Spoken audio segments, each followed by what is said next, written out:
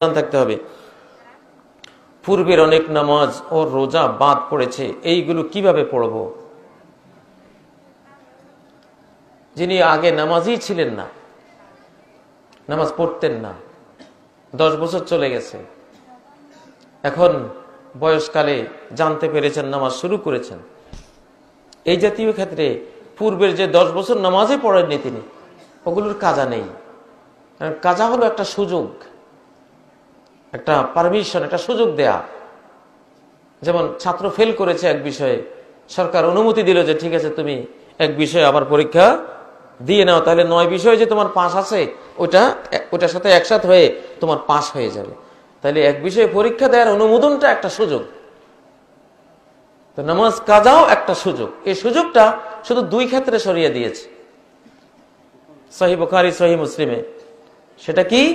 মান নামা আন সালাতিন আও নাসিহা, যেই ব্যক্তি কোনো নামাজ স্মরণে নেই এজন্য পড়েনি, অথবা ঘুমিয়েছিল ঘুমের কারণে পড়তে পারেনি, ঘুমের কারণে পড়তে পারেনি অথবা ভুলে গেছে, এই 2 কারণের কোনো একটি কারণ যদি কারো নামাজ ছুটে, ফালিউসাল্লিহা ইজা যাকারাহা, তার উচিত যখনই স্মরণে আসবে, যখনই জাগবে তখনই পড়ে নেবে, তাকে সুযোগ দেওয়া হচ্ছে।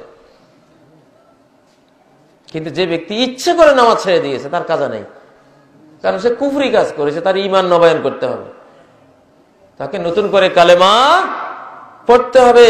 মান তারাকা সালাতান ওয়াহিদাতান মুতাআম্মিদান ফাকাদ কাফার, ইচ্ছে করে এক ওয়াক্ত নামাজ যে বর্জন করেছে সে কুফরি করেছে, ঈমান বরবাদ করেছে। তাহলে 10 বছর এই লোকটা যখন নামাজ পড়েনি, ওই অবস্থা সে মারা গেলে চিরকাল জাহান্নামী হতো, তার মুক্তির আর কোনো উপায় ছিল না।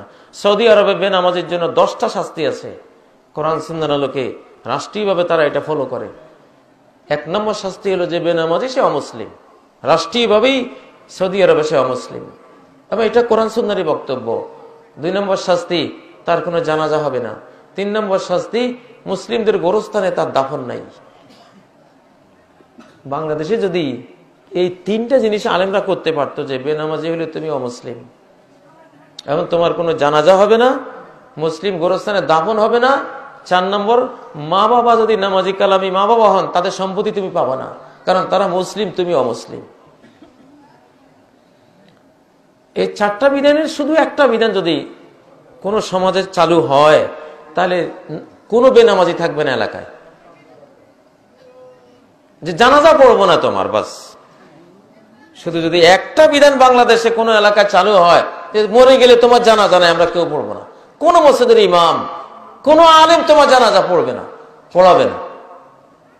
আমরা লক্ষ্মীপুর জেলায় এক এলাকায় এটা করেছিলাম, করার পরে দেখা যায় আগে মসজিদ খালি ছিল, এখন মসজিদ ভরে, বারান্দা ভরে, সামনের মাঠ ভরে যায়, পরে রাস্তা সহ গাড়ি ঘোড়া বন্ধ হয়ে যায়। কি জানাজা পড়বে না যদি আমি মারা যাই?